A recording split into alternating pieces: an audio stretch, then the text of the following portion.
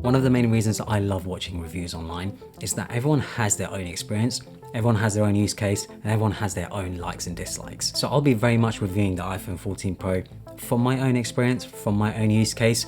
It might not be the most well-rounded review, but I wanted to cover what's important to me and what I find interesting with this phone.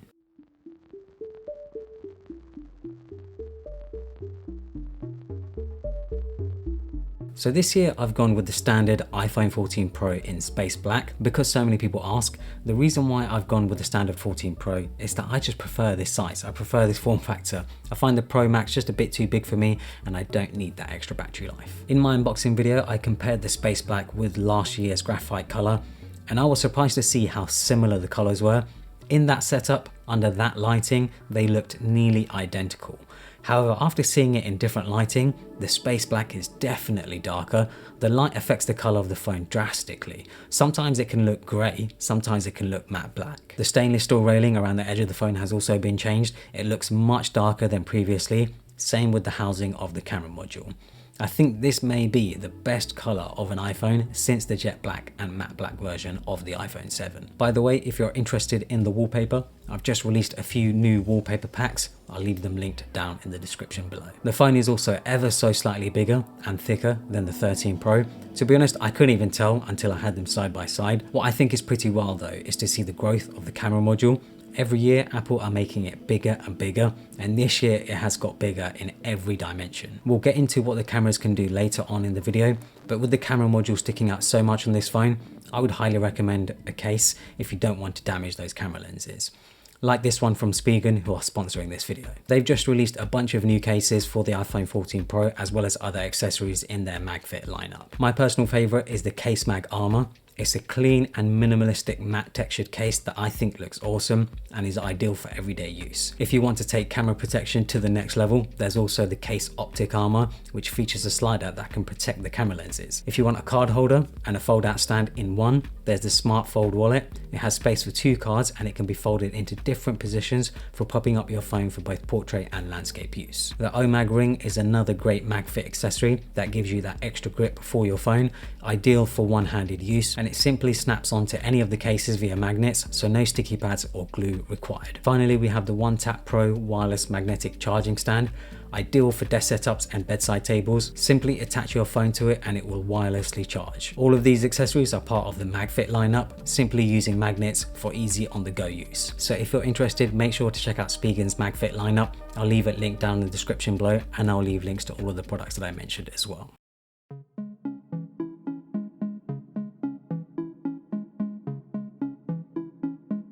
The dynamic island. I feel like Apple are doing this on purpose, and you know what? Fair play.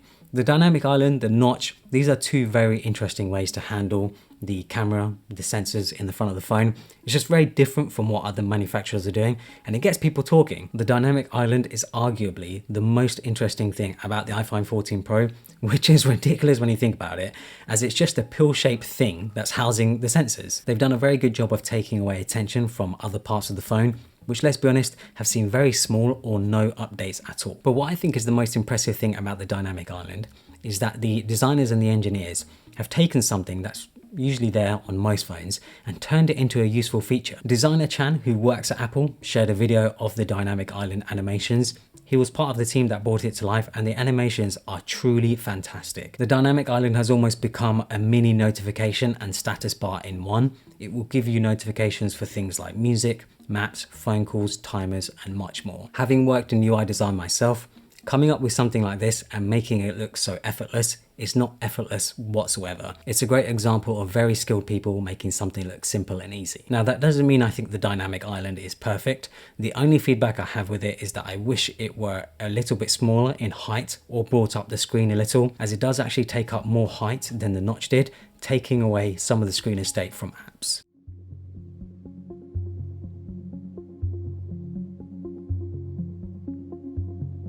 The camera. To be honest, this is actually one of the main reasons why I upgrade every year.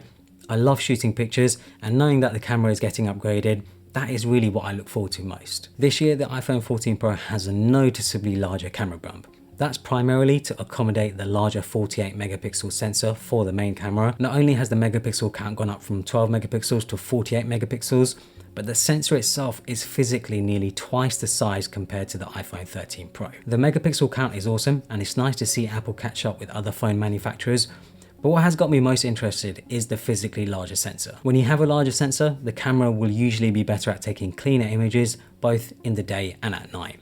And you'll also get more depth of field. I didn't even test out the ultra wide or the telephoto lens that much.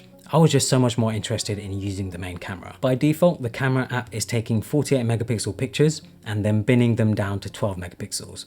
To get the full 48 megapixels, you have to go into camera settings, enable Pro RAW, and then choose Pro RAW resolution. And that's pretty much all I've been shooting in.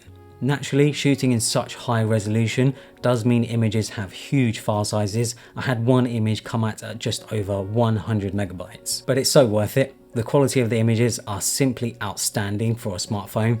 The detail you can get is incredible, and I import all of my images into Lightroom, slap on one of my presets, and they look fantastic. Because there's so much detail on hand, editing in an app like Lightroom, you can manipulate the image a lot, getting the look you like. It gives you a lot of control over the highlights and the shadows. When you first import an image, it actually looks very dark, almost looks like something is wrong, but then you bring up the exposure and the image comes to life. There is one downside of shooting in Pro RAW at 48 megapixels, and that's that it takes a couple of seconds between each shot to process the shot, making it much slower to take multiple shots at once. You can of course choose the standard 12 megapixel Pro RAW, and it does take the pictures quicker, but you would think that because it's binning down a 48 megapixel image down to 12 megapixels, that's taking more processing power. That would actually create more of a delay between the shots. So I'm not exactly sure what's happening there, why the 48 megapixel pictures take longer to process. Is it write speeds or something, or processing? I'm honestly not sure. I'm not really sure what's going on here. Maybe there's any experts that can let me know in the comments below. But yeah, I just would have thought that binning down an image after you've taken it would have taken more processing power than just having the image straight up. Depth of field is definitely something I noticed when taking pictures with the phone. When having a larger sensor, naturally pictures will have a shallower depth of field. Some of the shots I've taken with this look like they've been taken by a DSLR. There's no portrait mode here. This is straight out of the camera with obviously one of my presets. The separation from the subject and the background is incredible. It makes images just look a lot more professional. I'm looking forward to taking more pictures with it over the next year, seeing what it can deliver, because I'm really impressed so far, and it is definitely the best camera they've put in an iPhone. The always on lock screen. It's nice to see Apple finally bring an always on lock screen to the iPhone. However, I'm not actually the biggest fan of the implementation of it, and let me explain. The way it works is that the lock screen dims down to a lower brightness, still showing you the wallpaper and any notifications. But the issue with that is that it looks like your phone is still on. It takes a bit of getting used to. I've had countless times where I've pressed the sleep wake button thinking the phone was on when actually it was already locked. Thankfully, you can turn this off completely if you like, but I think a better implementation would have been what I've designed here, having a completely black lock screen with a small clock and small icons showing notifications rather than full width notifications. It's much less distracting and gives you a clear indication that the phone is asleep. Battery life has actually been noticeably worse compared to my iPhone 13 Pro. I'm getting around an hour or two less of screen on time, which is disappointing to see, to be honest. Here's a screenshot showing my battery usage, and yeah, around 5 hours 50 minutes of screen on time instead of the 7 hours that I got with my 13 Pro. It can of course vary depending on usage. You can see no mobile coverage took up a good chunk of that, but my habits and routine hasn't changed much from the last year, so I feel like it shouldn't be that much lower. I'm hoping the battery life can get better with software updates, because with a newer phone, you should be getting better battery life. You shouldn't be getting worse compared to the previous gen. The screen is the standard OLED display as expected, but a key difference is the peak 2000 nits of brightness when outdoors. This is incredibly bright and makes a huge difference when using the phone in bright sunlight. However, one issue I had with the iPhone 13 Pro over the last hot summer that we've had is that whenever I was using the phone outside in the heat, the screen would actually start dimming down because it was getting too hot, obviously just to keep it from overheating. It'd be interesting to see what happens with the 14 Pro. Obviously the hot weather's gone now, so I can't really test it in hotter climates. But yeah, in hotter climates, I'd be really interested to see whether we can still get that 2000 nits of brightness, because I don't think we'll be able to. I think it will still protect itself when it comes to not overheating and stuff. It'll be interesting to see what happens. It's just a shame I can't really test it right now. But yeah, next summer, I'm hoping that the screen doesn't keep dimming when it gets too hot outside.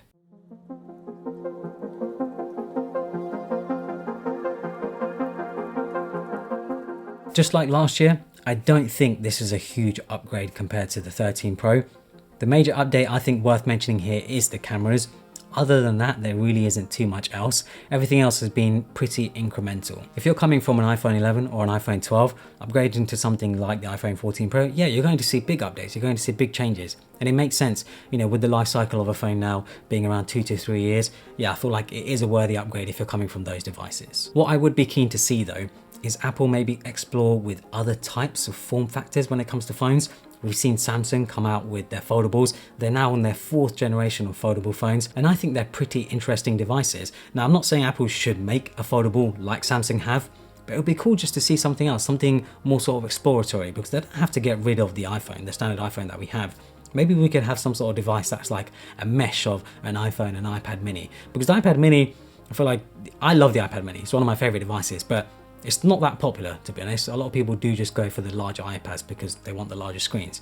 But yeah, it'd be cool to see maybe Apple explore with something else, because yeah, it's just the iPhones are sort of just becoming your standard updates every year. I feel like this could be like an iPhone 12 SS or something, or an iPhone 13s. But yeah, I love it anyway. The camera especially is what I upgrade for, like I said, and I'm looking forward to taking more pictures with it, because the pictures that comes out of this thing is just incredible. Hopefully you guys enjoyed it.